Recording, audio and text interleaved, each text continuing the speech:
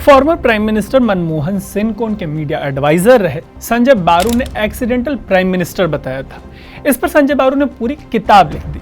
सिंह का accidental prime minister होना शायद डिबेटेबल नहीं है, लेकिन एक प्राइम मिनिस्टर के तौर पर उनका 10 सालों का कार्यकाल भारत के लिहाज से कैसा रहा, इस पर होने वाली जो डिबेट है वो शायद ही कभी खत्म हो पाएगी। भारत के हर प्रधानमंत्री की तरह उनके कार्यकाल को लेकर भी जो लोगों की राय है वो बिल्कुल बटी हुई है। शायद यही हाल उद्धव ठाकरे का भी है।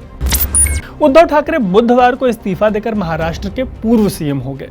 इस्तीफे से जुड़ी उन्होंने करीब 15 मिनट की एक स्पीच दी। इस दौरान उन्होंने कहा कि वो आए भी अनपेक्षित रूप से थे और जा भी अनपेक्षित रूप से रहे हैं। उन्होंने ये भी कहा कि वो हमेशा के लिए नहीं जा रहे और वो शिवसेना भवन में फिर जाकर बैठेंगे और अपने लोगों को इकट्ठा करेंगे। जब वो अपने आने यानी सीएम बनने को लेकर अनपेक्षित यानी अनएक्सपेक्टेड जैसे शब्द का इस्तेमाल कर रहे हैं, तो लिबर्टी लेकर उनको भी एक्सीडेंटल सीएम कहा जा सकता है। उनको एक्सीडेंटल सीएम कहने के पीछे का एक बड़ा कारण ये है कि राजीव गांधी की तरह उद्धव की भी राजनीति में कभी खास दिलचस्पी नहीं थी। शायद यही वजह है कि उनके चचेरे भाई राज ठाकरे खुद को बाल ठाकरे के शिवसेना के उत्तराधिकारी के तौर पर देखते रहे। हालांकि जैसा कि इंदिरा गांधी ने संजय गांधी के मामले में किया, ठीक वैसे ही बाल ठाकरे ने भतीजे राज की जगह 2002 में बेटे उद्धव के हाथों में पार्टी की कमान सौंप दी। फिर राज ठाकरे ने 2005 में शिवसेना से अलग होकर अपनी पार्टी बना ली, जिसका नाम रखा MNS। उद्धव की इमेज कभी भी बाल ठाकरे वाली नहीं रही। मतलब उन्हें लेकर ये नहीं कह सकते कि उनके एक इशारे पर मुंबई रुक जाएगी। बाल ठाकरे को लेकर ऐसा कहते थे कि उनके एक इशारे पर मुंबई रुक जाती थी। ऐसे में जब उद्धव के हाथों में शिवसेना आई तो शुरू से सवाल उठ रहे थे कि क्या उद्धव अपने पिता की तरह इस पार्टी को संभाल पाएंगे। शिवसेना को लगभग तोड़ चुके एकनाथ शिंदे की सबसे बड़ी शिकायत यही रही कि यह बाल ठाकरे की शिवसेना नहीं रही। बाल ठाकरे वाली शिवसेना नहीं होने के पीछे शिंदे का तर्क ये है कि उद्धव ने भाजपा का साथ छोड़ दिया और कांग्रेस एनसीपी के साथ मिलकर महाविकास अघाड़ी के गठबंधन वाली सरकार बना ली। उद्धव ने इसका एक संभावित जवाब जो है वो इस साल की शुरुआत में एक पार्टी मीटिंग में दिया था।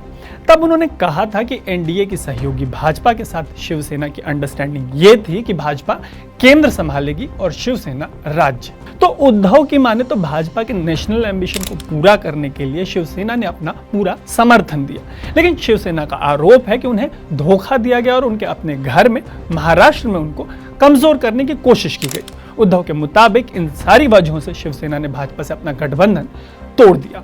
उद्धव के लीडरशिप में शिवसेना और भाजपा के बीच 2014 के विधानसभा चुनाव से ही खटपट चल रही थी। वजह थी सीटों का बंटवारा।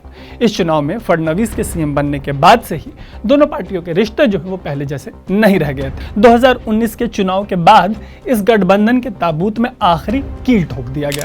अब अगर उद्धव के 31 महीने के कार्यकाल की बात करें तो एक सीएम के तौर पर उद्धव को लेकर एक शिकायत रही इनएक्सेसिबिलिटी की। शिंदे समेत जिन नेताओं ने पार्टी छोड़ी उनकी शिकायत ये रही कि उद्धव उन्हें मिलने का समय नहीं देते थे। आरोप तो ये तक लगे कि कांग्रेस और एनसीपी के नेताओं को उद्धव से आसानी से मिलने का समय मिल जाता था, लेकिन शिवसेना के नेताओं के मामले में ये बिल्कुल उल्टा था। फंड मिलने को लेकर भी उद्धव पर इसी तरीके के आरोप जो है वो लगते रहे। हालांकि इससे जुड़ा एक तर्क ये दिया जा रहा है कि कोरोना महामारी में मुंबई समेत महाराष्ट्र सबसे ज्यादा त्रस्त रहे। ऐसे में सीएम कोविड मैनेजमेंट में व्यस्त थे। इसके अलावा उनकी एक सर्जरी भी हुई थी। बताया जाता है कि इन सारे कारणों से वो लोगों से मिल नहीं पा रहे थे। लेकिन क्या ये कोई जस्टिफिकेशन हो सकता है? क्या ऐसा नहीं है कि इसकी ही वजह से सिर्फ उद्धव की कुर्सी नहीं बल्कि पार्टी की जो कमान है वो भी हाथों से लगभग फिसलती दिख रही है। पार्टी से जुड़े उनके फैसलों को लेकर एक बड़ी शिकायत ये रही कि उन्होंने पार्टी के पुराने नेताओं को जगह नहीं दी, अपने बेटे आदित्य ठाकरे को आगे बढ़ाया। मीडिया रिपोर्ट्स में यह बात सामने आई कि एकनाथ शिंदे को आदित्य के बढ़ते कद से दिक्कत थी। हालांकि उद्धव ने इसके जवाब में कहा कि एकनाथ शिंदे के खुद के बेटे सांसद हैं। ऐसा कहते हुए उद्धव ने एक सवाल किया कि जिनका खुद का बेटा सांसद है वो किसी और के बेटे पर कैसे सवाल उठा सकता है। पॉलिटिकल कमेंटेटर्स तो ये भी कह रहे हैं कि उद्धव राजनीति की रणनीति में मार खा गए। पॉलिटिकल कमेंटेटर्स का कहना है कि उद्धव को किसी शिव सैनिक को सीएम बना देना चाहिए था और खुद बाल ठाकरे की तरह पार्टी को अपने हाथों में रखना चाहिए था। लेकिन क्या इसी को लेकर कांग्रेस की शिकायत नहीं होती कि वो कथित तौर पर रिमोट कंट्रोल से देश के पीएम को ऑपरेट करते थे? खैर, पॉलिटिकल कमेंटेटर्स जो हैं उनका अपना नजरिया हो सकता है। वैसे भी उद्धव जो है वो तमाम मामलों में बाल ठाकरे से अलग है। उनके लीडरशिप में Shiv Sena hardcore right wing party नहीं रही। काफी हद तक इसका क्रेडिट उनके बेटे आदित्य ठाकरे को भी जाता है। पार्टी की विचारधारा में बदलाव उद्धव के फैसलों और भाषणों में भी साफ झलकता है। वो फैसला चाहे आरे के जंगलों के पेड़ों को कटने से बचाने का हो या ये कहना हो कि सीएए के प्रदर्शनों के दौरान महाराष्ट्र में कोई हिंसा नहीं हुई। यही नहीं, अपने लास्ट स्पीच में राज्य के हिंसा मुक्त होने को लेकर उन्होंने मुसलमानों को भी क्रेडिट दिया है। हालांकि जाते जाते हिंदुत्व का कार्ड खेलते हुए उन्होंने औरंगाबाद और उस्मानाबाद के नाम बदल दिए।